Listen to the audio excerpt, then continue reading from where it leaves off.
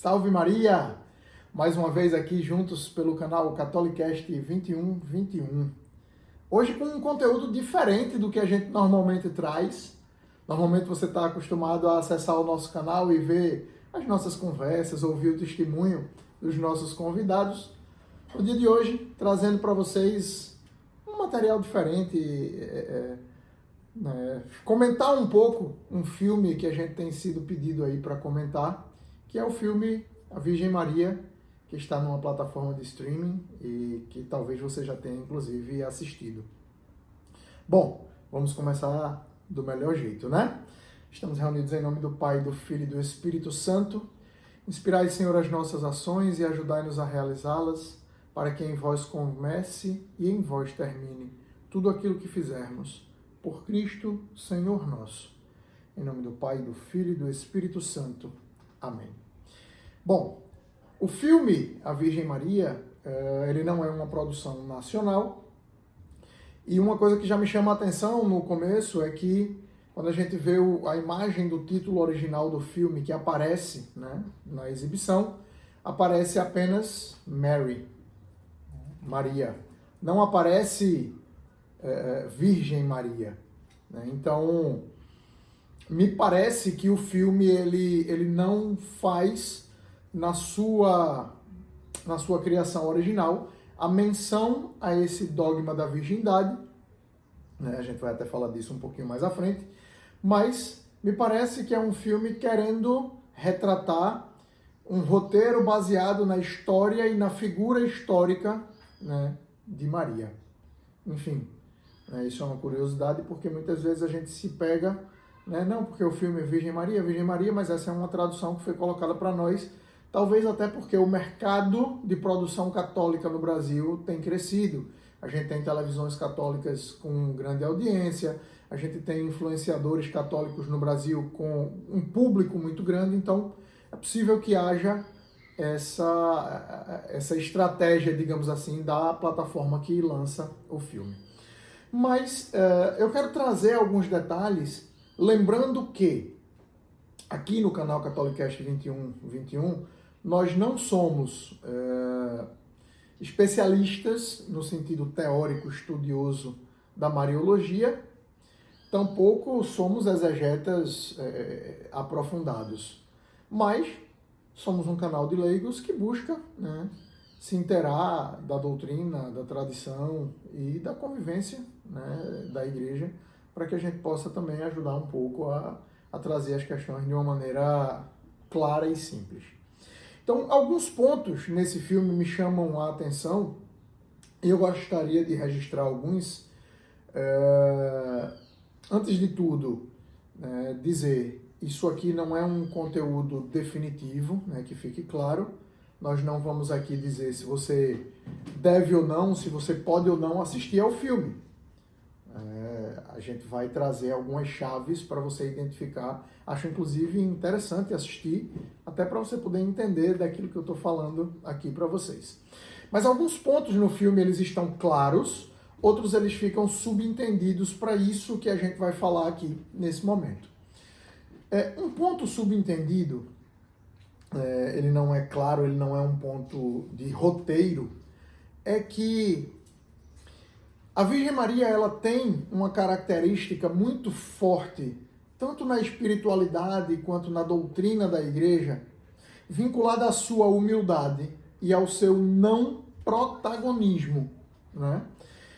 E o filme traz Maria como uma protagonista, uma pessoa à frente do seu convívio. Isso me parece algo, até certo ponto, que traz um certo perigo de interpretação para nós. Mas a gente vai falar também sobre isso. Mas a espiritualidade, o que eu quero trazer com isso a gente escuta e lê de alguns santos, por exemplo, São Luís Maria Grignon de Montfort, no Tratado da Verdadeira Devoção à Santíssima Virgem. Inclusive esse tratado, ele há um decreto da igreja que afirma que este tratado é isento de erro. Um decreto do Papa Pio IX, em 1853, acho que maio de 53, E então, assim, eu posso usar isso como uma fonte, porque esse decreto não foi revogado.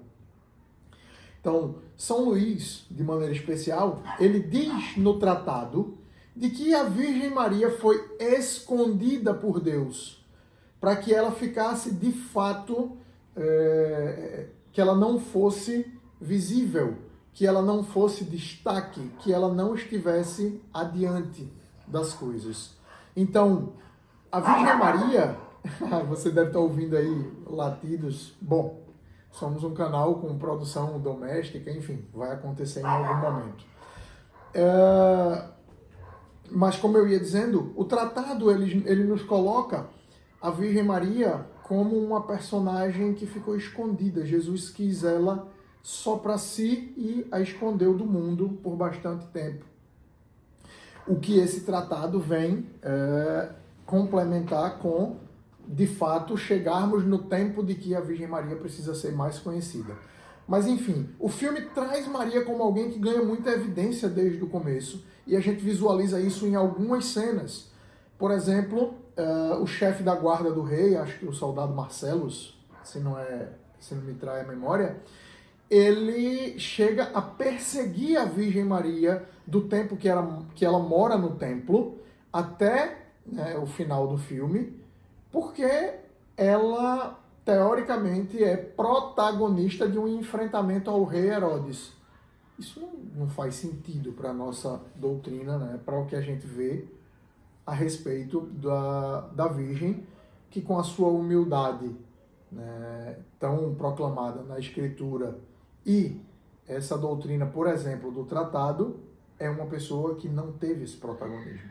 Então, essas questões elas ficam meio que, elas não são textuais, elas não são roteirísticas, mas elas nos saltam aos olhos.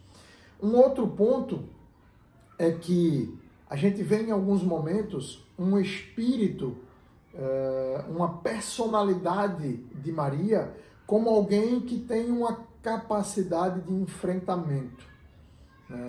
Por exemplo, a gente vê isso em alguns momentos quando ela, morando no templo, quando a sua mãe, Santa Ana, vai anunciar a ela que seus pais deram a mão dela em casamento a José. Bom, quando Ana vai dizer isso, Maria toma uma reação, eu não vou usar as palavras aqui que ela cita na cena, assista para você ter essa informação, mas Maria se posiciona como alguém revoltada com aquela ação, como se ela precisasse ter sido consultada para tal decisão.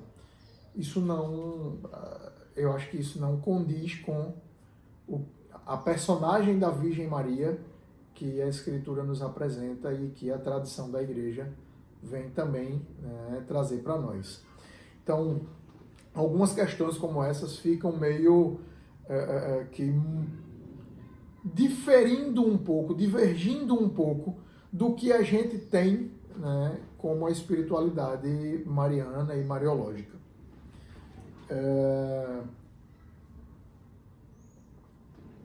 Um outro ponto interessante de citar é que, assim, quando a gente vê no final do filme, na cena da fuga do casal José e Maria para o Egito, a gente vê uma cena de aventura, uma cena de batalha, enfim.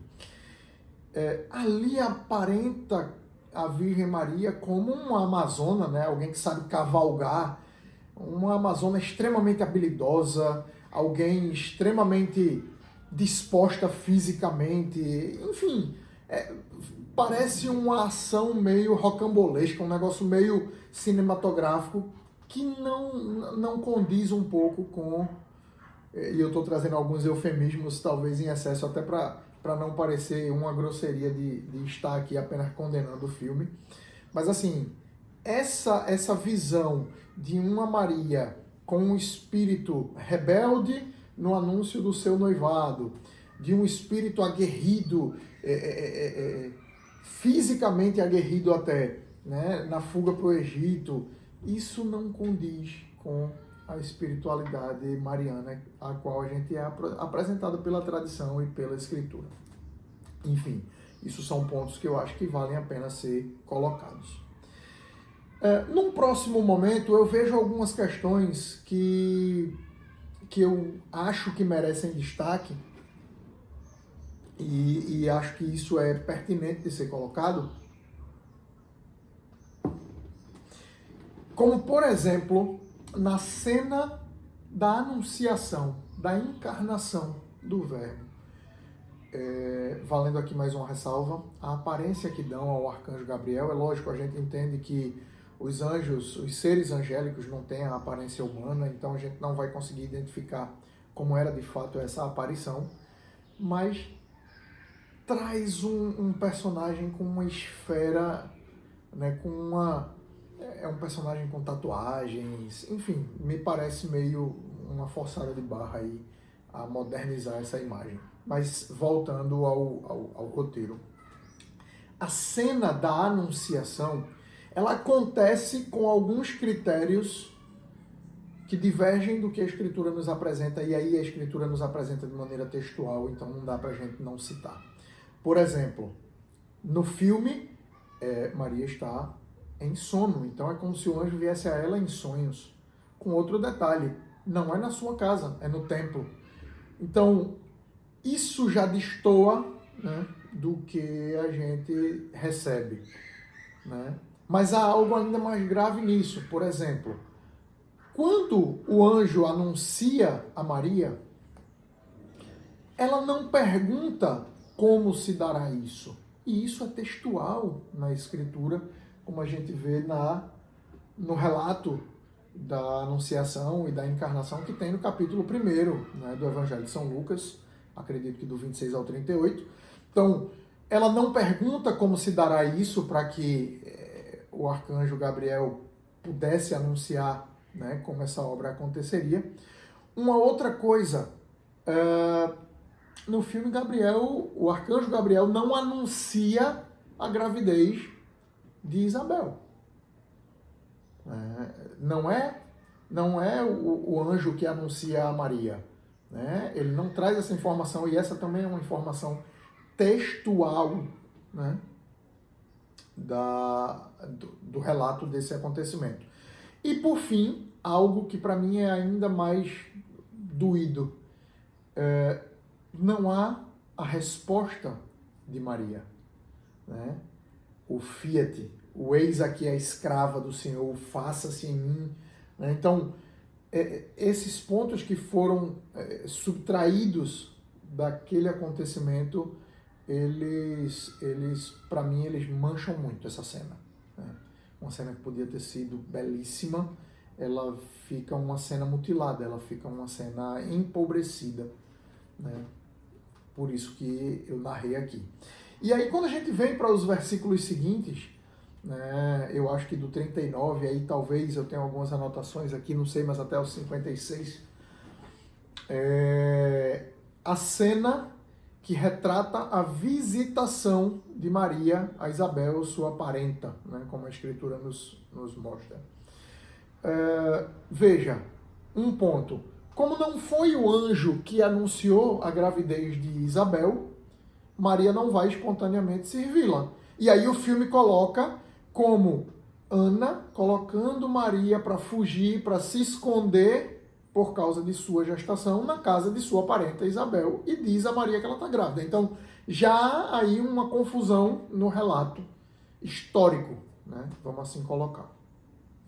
E quando Maria chega a Isabel, né, aquele contato, aquele encontro das duas, também são subtraídos pontos belíssimos da narrativa bíblica. Quando Isabel saúda a Virgem Maria, né, com de onde me vem, que a mãe do meu Senhor me vem a visitar, né, enfim.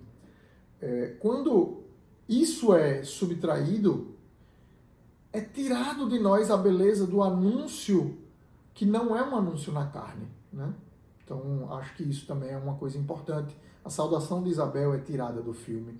E, por fim, desse primeiro momento aí, desse relato, o filme subtrai também Maria cantando, ou proclamando, ou recitando, enfim, o Magnificat.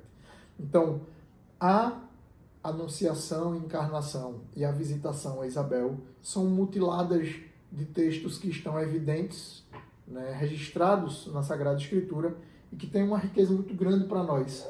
Né? O filme ele nos negou essas informações, né? Então acho que isso são coisas importantes a serem citadas. Bom, antes da gente avançar, fazer aquele pedido, né? Se você estiver gostando do conteúdo, curta, comente, compartilhe, se inscreve no canal se ainda não for inscrito. A gente vai tentar nesse ano de 2025 diversificar um pouquinho e aumentar o volume de conteúdos, enfim, vamos nos esforçar para estar perto de vocês. Voltando a falar do filme, e antes de a gente andar mais nessa questão do roteiro do filme, né, em contraponto com a narrativa bíblica, eu quero fazer um comentário de ressalva. Por mais que eu esteja aqui fazendo alguns pontos críticos, ao final eu vou tentar trazer alguns pontos de elogio, né, ao filme, mas que fique claro, eu repito, isso aqui não é para que você indique que ninguém assista ou que é ruim ter assistido, não.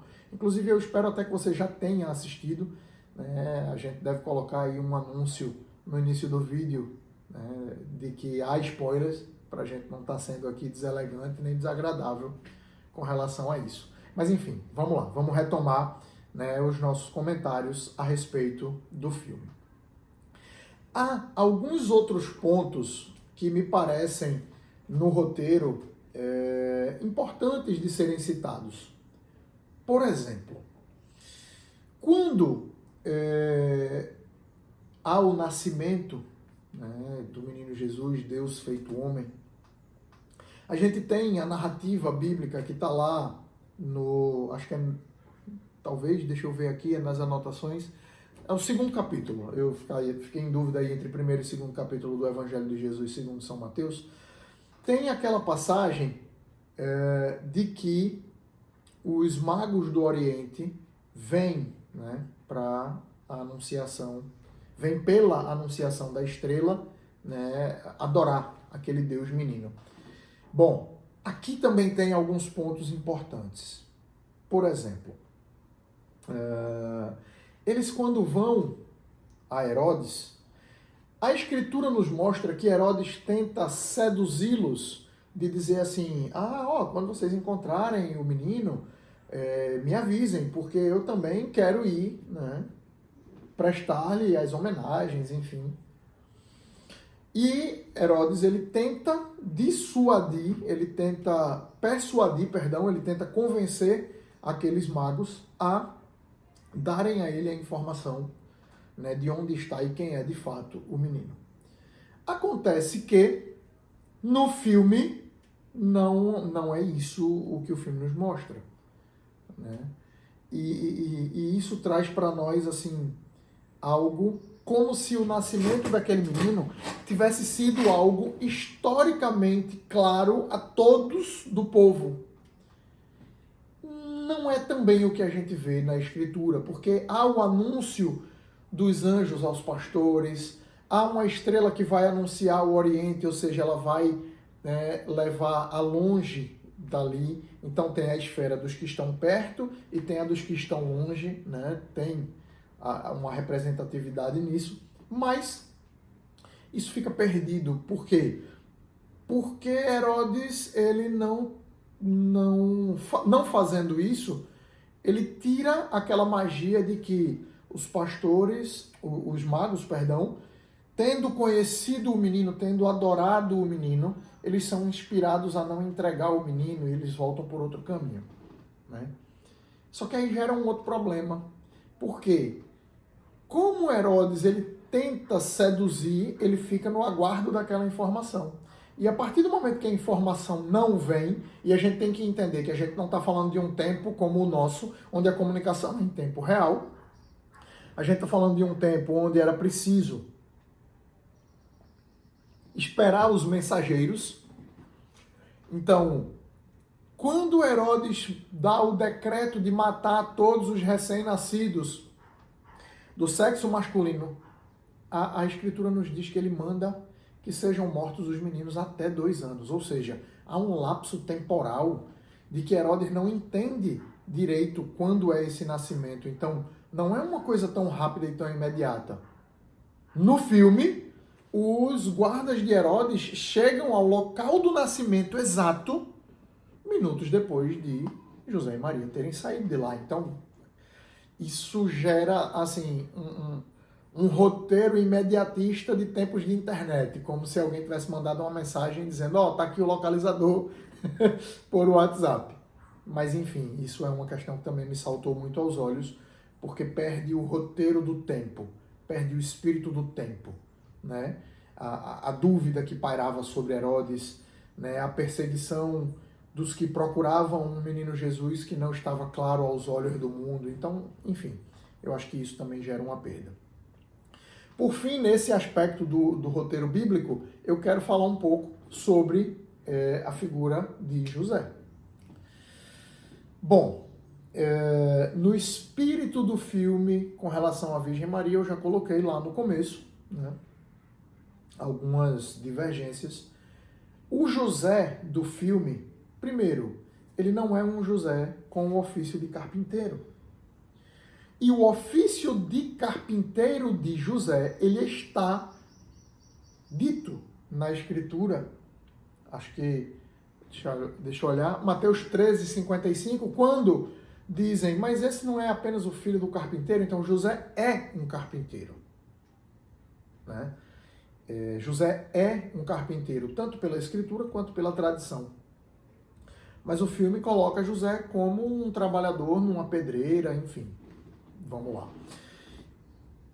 Coloca José como alguém, isso é um elogio, alguém másculo, não é uma pessoa velha, senil, arrependida, quase que pedindo desculpa por ter sido esposo da Virgem Maria. Não, é um José bonito, é um José viril, é um José jovem, é um José capaz de proteger, né, a mãe e o menino.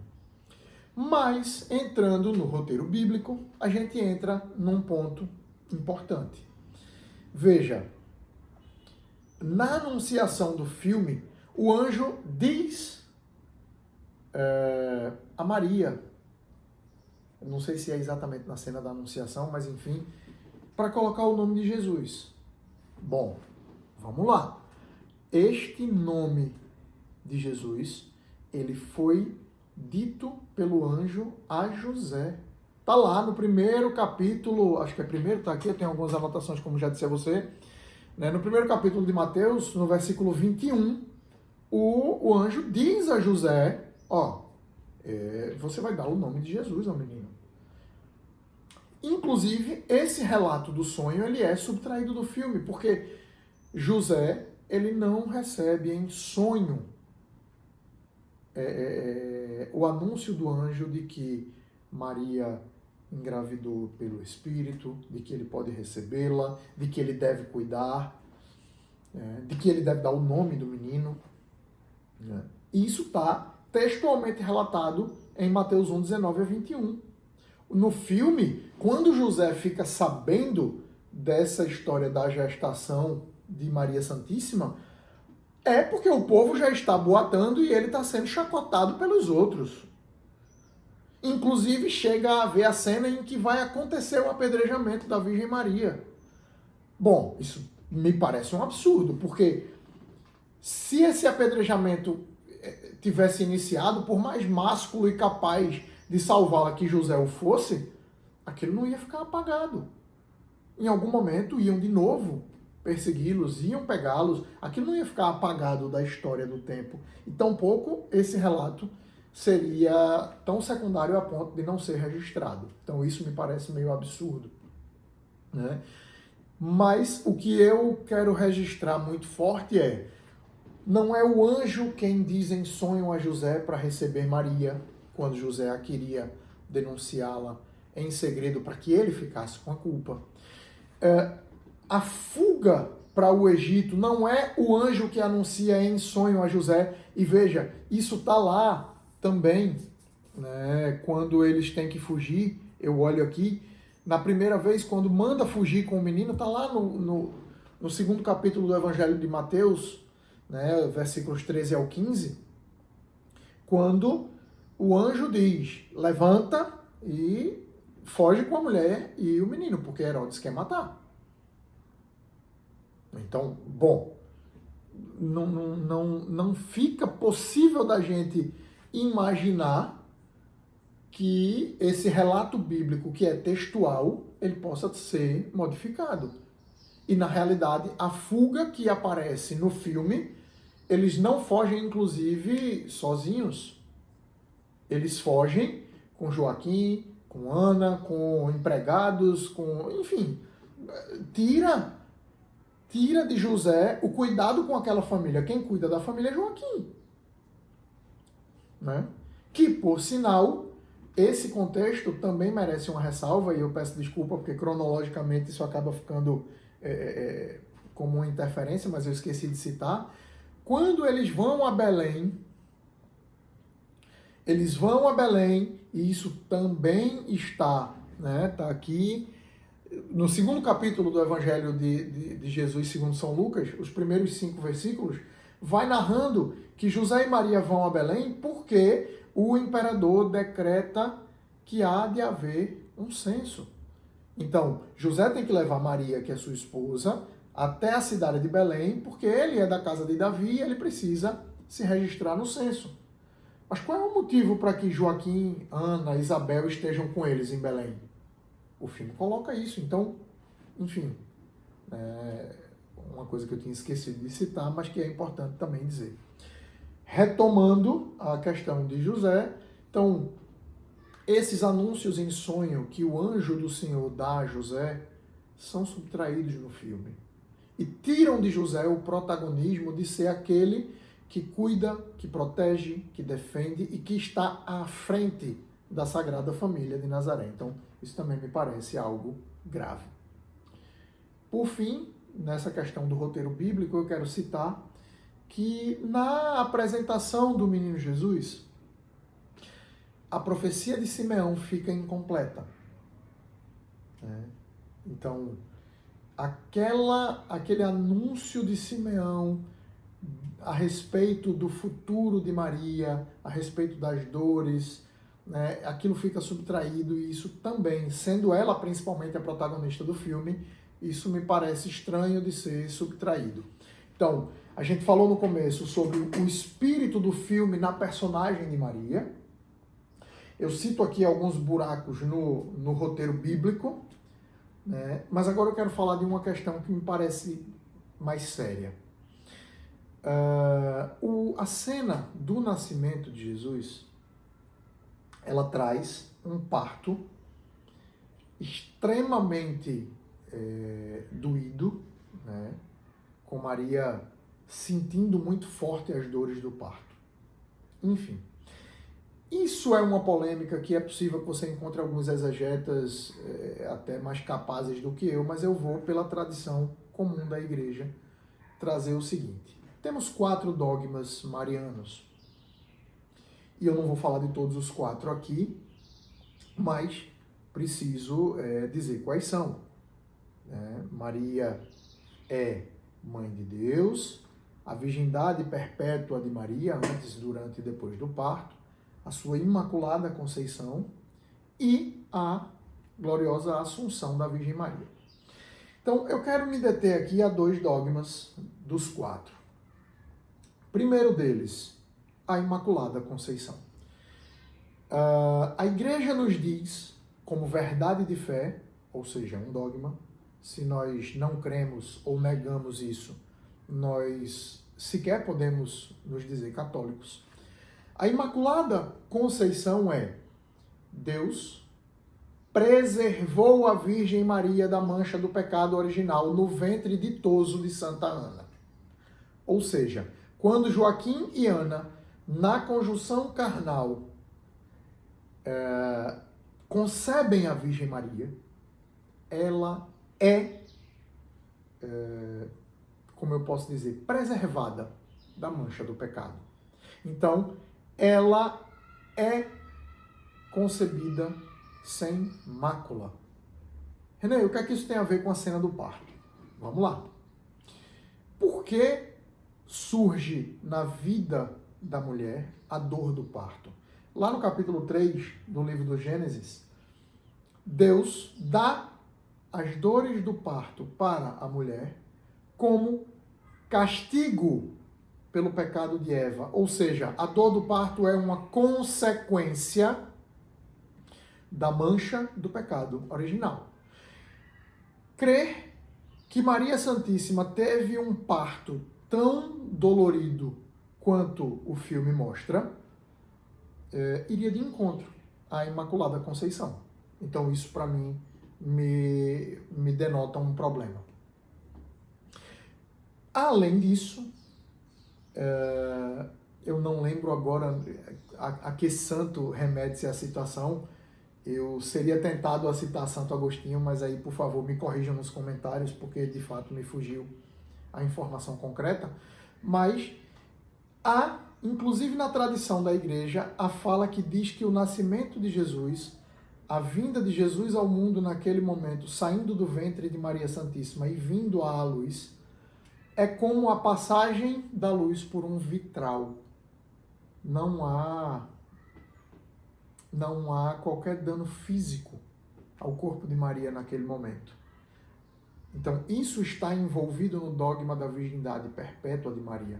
Mas com um parto doloroso daquele tamanho, significa que o parto de Jesus teria sido um acontecimento fisiologicamente normal, o que é estranho, né, a nós. Então, essa cena do parto sofrido, dolorido e natural da Virgem Maria atenta contra o dogma da Imaculada Conceição, como atenta contra o dogma da virgindade perpétua. Então, isso para mim é a parte mais grave, é a falha mais grave que o filme comete. Tá? Alguns outros aspectos que eu acho que são importantes de serem esclarecidos. Como eu falei no começo, e aqui está uma versão do tratado da verdadeira devoção à Santíssima Virgem por São Luís Maria Grignon de Montfort, a Virgem Maria ela fica escondida, né, do mundo. A tradição da igreja nos fala, inclusive, de que Maria ela concebe Jesus, né, pela ação do Espírito, e aquilo também fica escondido a Lúcifer, a Satanás, ao demônio, como você quiser citar. Então, assim, é estranho que o filme mostre o próprio Lúcifer aparecendo para tentar a Virgem Maria no momento em que ela vive no templo. Antes do parto, ele chega a sequestrá-la. E aqui eu vou fazer um relato de um cuidado e uma beleza que o filme teve para não mostrar o mal tocando a Virgem. Quando ele sequestra a Virgem, ele carrega nos braços, mas ela meio que está levitando sobre a mão dele. Ele não toca nela. Isso é um zelo, um cuidado que eles tiveram dentro desse erro, né, da tradição, mas pelo menos mostra, né, uma intenção bonita de resguardar isso. Mas assim, isso é um outro ponto que me incomoda. É o próprio demônio estar diretamente tentando e atentando contra a Virgem Maria antes do nascimento de Jesus, né? Isso me parece muito diferente do que a tradição e a espiritualidade mariana da igreja, né, nos mostra. Então, esses pontos que eu coloquei para você aqui, pode haver pontos de detalhes um pouco mais, como é que eu posso dizer, mais teóricos, teológicos e doutrinários aos quais eu não vou me deter e que talvez até me fujam a possibilidade, mas tudo isso que eu narrei nesses minutos me fazem ter a opinião de que o filme, ele, sob o aspecto de produção católica, produção cristã, produção mariológica, ele é ruim, tá? No entanto, alguns pontos. Se esse filme ele for assistido como um filme de entretenimento, de lazer, de diversão entre a família, então veja bem, se ele for assistido dessa forma, é um filme com uma fotografia bonita, é um filme com imagens, cenas bem dirigidas, é um filme, o ator que faz o papel de Herodes, o Anthony Hopkins, ele é, assim, fantástico na atuação, como em tantos outros filmes. Então, sendo assistido como um filme apenas de diversão, é um filme que vale a pena ser visto. Inclusive porque a temática e o conteúdo das cenas que são expostas para nós são de apelação sexual, de violência, de drogas e de moralidade completamente subvertida. Então, esse filme ele pode sim, né, por isso que eu falei agora, por esses elogios que eu fiz agora, ele pode sim ser assistido. Basta que a gente tenha o cuidado de entender que ele não é um filme fiel à doutrina. Então, assistindo ele como um filme de ficção, acho que é um filme perfeitamente possível de ser assistido, né, como diversão. Então, esses foram os pontos que eu julguei serem importantes, né, colocar sobre esse filme.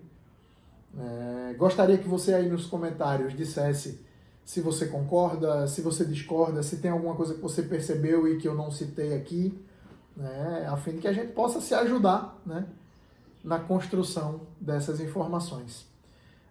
Quero aproveitar o final desse filme também para desejar que você tenha um santo ano de 2025, que a sua família seja repleta de bênçãos e que a sua família receba a intercessão da Virgem Santíssima em todos os momentos, em todos os seus desejos e necessidades. Que nesse ano de 25 a gente possa estar junto, né, aqui no Catholicast 2121, né, comigo, Renê, como você já me conhece, eu, Rogério, enfim, que a gente possa trazer para você conteúdos que sejam capazes de lhe ajudar a crescer, né, na caminhada de fé, entreter o seu tempo e ajudar você também a anunciar, né, o agir de Deus na sua vida. Então, que Deus te abençoe, que a Virgem Santíssima rogue por você. Então, eu quero encerrar esse vídeo novamente dizendo, é um filme do ponto de vista teológico, doutrinário e exegético, é um filme que falha conosco, católicos, mas que pode ser assistido. Então, eu deixo aqui até uma mensagem de que a gente pode escolher alguns materiais, né, para ocupar o nosso tempo e assistir, ouvir, fugindo um pouco dessa cultura da hipersexualização, da violência, da moralidade familiar tão distorcida, né? Espero que você tenha a possibilidade de consumir, né, esse material de uma maneira a alimentar, acho que isso é interessante, de uma maneira mais saudável, né, o seu intelecto e o seu espírito. Para encerrar, rogo à Virgem Maria que interceda sobre a sua casa e peço que ela alcance, pelos méritos do Santíssimo Filho que ela tem e que é o nosso Senhor, que ela rogue o perdão dos nossos pecados e a conversão do nosso coração e que venha sobre nós, sobre mim, a minha casa, sobre você e a sua casa e sobre o nosso canal, a bênção de Deus Todo-Poderoso, Pai, Filho e Espírito Santo. Amém.